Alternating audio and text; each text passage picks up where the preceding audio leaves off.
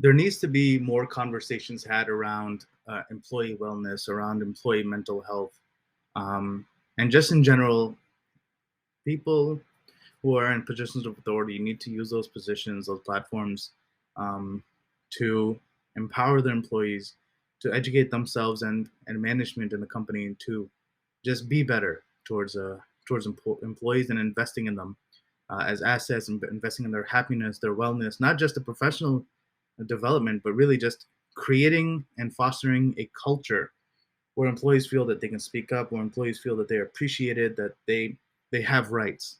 This is extremely important. This is something that I advocate for, and it's a big problem. It's a big problem. Management, right? The title of management, the role of manager. Um, People joke that people kind of feel upwards into management, right?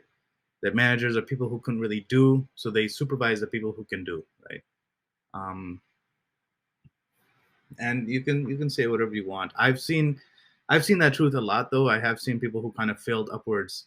Um, I know I know a specific employer, and this is factual. I know a specific employer where there are just so many unions and union protection for employees that if there's a difficult employee and people can't get rid of them, they'll transfer them to another department or office. And eventually, what ends up happening is that person will get promoted to management, not because they like that person, but because union people can't get rid of them, and they don't want to inflict them on employees anymore. So they promote them into management, which is out of the protection of the unions, and also kind of removes them from the general populace, which is not ideal. It's not ideal that some unions have 90-day probationary periods where after 89 days the person is tenured and suddenly they reveal themselves to be a nightmare, and the only way to get rid of them is to promote them to the top and just hope that that satisfies them and they just leave people alone and stop being an annoyance, stop being toxic. Throughout the pandemic, I've been noticing that there's a lot of layoffs, a lot of terminations, and that's just the market doing what it's always done, right? Just being hectic, chaotic. But I don't like when I hear either firsthand or secondhand, I hear from someone who's telling me something they heard from someone else. I don't like that managers are sort of blaming people for being less productive in COVID, right? Some people are less productive out of the office because they're just not, um, maybe they're just not getting enough of that social engagement. Some people need to socialize with others. When they don't get that, they're not getting it as much as they need because we are um, socially distanced. A lot of us are working from home. Some people are working in the office. Some people are in the office and they don't want to be there. Those people should be allowed to be home, right? Because they're stressed, they're not happy. And then some people likewise are home and they should be allowed to work at the office. And what I mean by allowed, I know some companies that they let people work from home, and what they've done is their office is gone. It's used for storage. It's been repurposed for some other purpose, right? So it's not there's no desk waiting for that employee. If they wanted to go in, they don't even have the ability, right? And it's problematic that when managers see a dip in an employee's performance, and I don't even want to say it's because of COVID. Sometimes employees' performance go down because there's a new element, there's a new initiative, there's something happening, there's been some change in the environment around that employee that managers don't like to address. But when an employee's performance drops, there needs to be some root cause analysis. There needs to be some conversation had. Too many managers just look at the numbers. They see, yeah, this person's doing less ticket this quarter. I'm going to give them like a warning. And then next quarter, I'm going to give them the second warning. And then, I'm going to put them on a performance improvement plan. And then three quarters from now, they're looking at termination. I used to be a little trigger happy, not with like a real weapon or anything, but I used to be very happy. Like if I saw someone whose performance dropped, I immediately was like, okay, they don't see you as an authority figure. That is why they are doing less. You need to establish yourself as a dominant figure in this person's life. If they're not performing, you need to remind them that they work for you, and that if you have given them some assignments, some priorities, they need to follow them. Right? I always looked at it like it was deliberate, which is immature, and I'm happy to say this is in my younger years, but it's still something that bothers me. Right? I've had instances where employees weren't performing, and instead of asking them, "Hey, what's going on? I know that you're capable of doing more. If there's something personal, you can just tell me that it's something personal. You don't have to tell me what it is. I'm not allowed to ask. I shouldn't ask. But is there something, maybe phrase it better, is there something I can do to help you? Have I put you onto a project where you're not really acquainted with everything and you need some time? Have I put you onto a project where you're engaging with people you don't like, or there's some conflicts happening that I'm not hearing about? Maybe I can mitigate those, or maybe I can replace some people. I can return one employee to a different department, borrow someone else to help us, right? Is there some interaction you're having? Do you feel like maybe you're getting a little burned out? What I can do is I can send you home and you'll have to do some professional development, but like at least you'll be home. You won't be working necessarily, but you'll have to go through 40 hours of videos a week. Um, just something that can kind of help them feel less burned out, and spend more time with family and friends.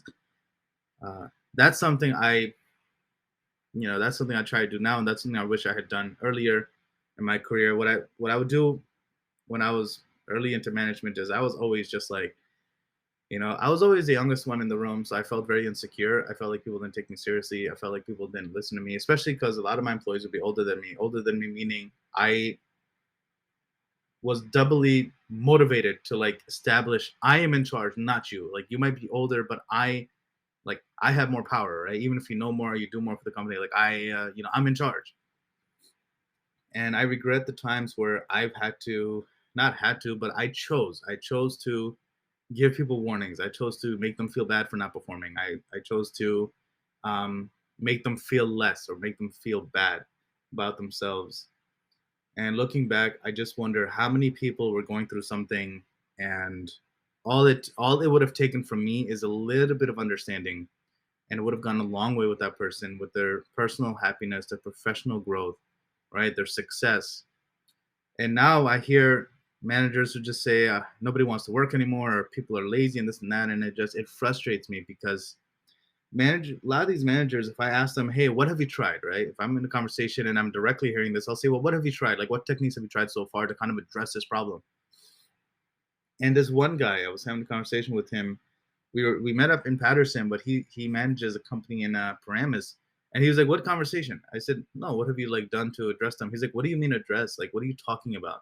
And I don't like when people do this. They start acting like they don't even understand what I'm saying. Like they get weird about it. He's like, what do you mean? What are you talking about? What are you saying? I'm just like, literally, the entire table is listening to you complain about an employee underperforming. He's like, yeah, so? And I'm just like, this guy. I'm like, so what have you done? He's like, what do you mean done? What do I have to do? I don't have to do anything. Employees are the one not doing the work. Don't you understand? Like, are you not listening? Do you not understand what I'm saying? And I'm like, wow, this guy is he's an idiot. But luckily for me, too many people at the table are a little bit more senior, and they all looked at him just like, this guy's a kid. And Mohammad is a little bit more mature. Mohammad literally helps companies for a living. He knows what he's talking about. They could tell that this guy's full of hot air. He just wanted to vent. He opened this conversation as though he was looking for input from other people. What it was really about was he just wanted to dominate this table. He just wanted to talk, hear his own voice, project his own voice. Honestly, he was pretty much yelling. He wasn't looking for solutions. He was a problem, first of all, looking to talk about problems. He just wanted to be heard.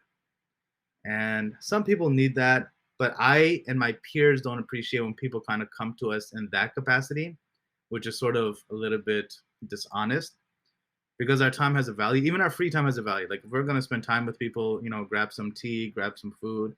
There has to be even our hangouts have to have some purpose, right? So sometimes we hang out where, yeah, we're going to go out for dinner or lunch, but someone might say, hey, I need to vent about something. I'm dealing with something with family. I'm doing something with work. And like we like to have understanding upfront, like what we're dealing with. So when someone, we're at a dinner that's unrelated, and this person says, hey, can I get the table for a moment? It's like, okay, but just be respectful, because like we value our time.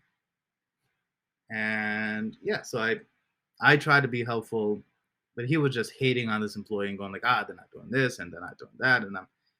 And it seemed like it wasn't just one employee was bothering him, but it seemed like a lot of employees weren't performing. But in my head, I'm just like, well, you're the program manager for your entire team, right? And it doesn't make sense that people who are engineers, right? These are educated people, and I don't mean software engineers. I mean real, like, not real, but people who have like engineering degrees, right? So I said, there's no scenario where you have a petroleum engineer who suddenly forgot how to be a petroleum engineer, right? You can't have a pharmaceutical engineer who forgot how to be a pharmaceutical engineer. So I said like you're telling me suddenly everyone forgot how to do their job. I think in my head I said I think you're just not being clear on what the hell you want. Um, and it sounds like seeing how he communicates with others, especially in a social setting. I said this guy has no tact. I can guarantee that at work, he's probably a lot worse. He's probably a lot worse because at this table, I said he's the most junior young person here, right? He's a kid compared to the rest of us, and not kid in the sense I'm trying to make fun of him. I truly mean we see him as like this young person that needs help. So I said I can't imagine how he is at work when he actually has power over other people, right? If he's being snippy with me, and I'm probably the most senior person at the table, maybe even his life. I don't think he's ever even talked to anyone as important as me, which sounds kind of braggy, but that's to say I truly don't think that even in his own company, anyone above like director or VP has ever given him the time of day. And even if they have, I don't think he's had a conversation. He's probably just given up quick updates and that's it. Because if he spent real face time with people in authority in his company, he would have been fired by now. This is how he behaves. So I tried to give some insight. Then after he left, we had a talk, and they were all just like, "Yeah, no, he's either lying for attention, or they said there's no scenario where suddenly all these engineers are failing at their job. That doesn't make any sense, right?" Um, they, yeah, we were just saying, yeah, he's definitely doing something wrong because all of these problems also started recently, right? He joined the company recently. He got promoted recently, right? He joined them in COVID. He got promoted recently, and they said all of a sudden people forgot how to do this and that. They're like, no, no, no. He's just changing. He's either changing things too quickly. He's not conveying updates or something. He's not communicating. New performance expectations. So we were just like, yeah, he just doesn't know what he's doing. But it's frustrating because this attitude is not limited to him. A lot of managers have this attitude where they just want to vent about their employees. They want to talk, nonsense about them. They want to insult them, and it's like you have the power to help them. You're saying your employee has this issue. It's like, but it's sort of like I don't know. I feel like it's sometimes like you see these posts about like I don't know, like a CEO of a company, talking about pay inequality in his company, but it's like, bro, you're the CEO. And I understand it's so complicated, right? Especially if it's a public company. I mean, there's people you answer to. Even if you're a CEO, there's people you answer to. I understand, but just at face value, how it looks to people who might not know all that context. When we see the CEO going like, oh, man, pay inequality is such a problem, it's like, come on, man. Yeah. That's how I feel when I see managers going like, oh, like employees not being motivated, it's such a problem. And I'm like, you're literally the person who could change that. Why are you upset? Just do something, come up with an idea, right? For me, I like to just give a shout out to my employees. If I get a positive email from a customer, I I like to forward it to everyone in the department and let them know like this person got some recognition. And I also like to give out kudos. So every month we have a monthly meeting, and very quickly I like to recognize all my employees' contributions. I like to mention them by name. I like to mention what they did by name, how it was a positive impact, how it's a big deal, and people enjoy that. My employees love it. Right. And now there are there times that I sometimes forget someone. Yeah, absolutely. And if that happens, I make sure to send out a mass email and let them know, hey, I forgot to mention this person. They accomplished this. It came late, so maybe it wasn't on my list, but that's all it takes. And if people continue to, earn recognition, like we sometimes like to get them like these paper certificates, sometimes we like to get them these trophies, but it's not, we do it for like even small things, right? I don't like to give out a trophy for someone who's like been going hard for a year. Like if you've been working hard for a quarter, like you're gonna get a small trophy. A cheap one, I mean, it's not gonna be like made out of metal and huge or anything, but still, right? It'll be like the trophies they give out in schools for like participation. It matters, right? These things matter. And then if someone is working hard for like 6 months, not like if I see a few quarters in a row, like I'm hearing the same guy's name, he's getting award, then I'll be like, okay, now we need to talk like, I mean, is there a promotion for this person? Can we give this person a raise? Can we give them some sort of cash bonus? Can we give them some time off award? Can we give them like some paid vacation? Like we need to do something, right? Maybe we can give them some cool equipment. Um, like that's how I approach recognition from employees is that like I go hard. Like if in a year, it's possible for someone to get like a few $1,000s bonus, right? Versus companies where if you're there for 10 years, you get like a piece of paper that says good job. So I like to be a little bit more proactive and a little bit more aggressive than other companies who just kind of they take it a little easy. And I think that's the problem, right? They're very slow to react to Like if employees start leaving a company, their first question is like, you know, half our people are left. Maybe we need to have a pizza party or something. Or oh, people want a cost of living adjustment because COVID has made everything like double the price. Maybe we need to have a pizza party.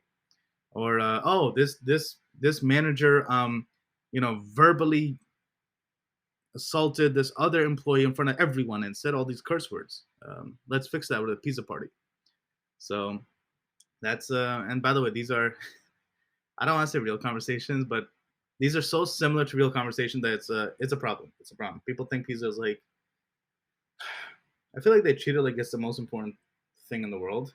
I don't know why. I don't know why pizza has come up as a solution for everyone, but it has. But yeah, if you're a manager, if you're in a position of authority and you see an employee underperforming or you see there's problems in the workplace, like don't talk about it if you don't intend to do anything about it, right? If you don't intend to address the problem, then don't address the problem. Don't vent about the problem when you know you're not going to do anything about it. Don't vent about employees if you know you're not going to do anything for them, right? So that's just my vent and my 2 cents for the day.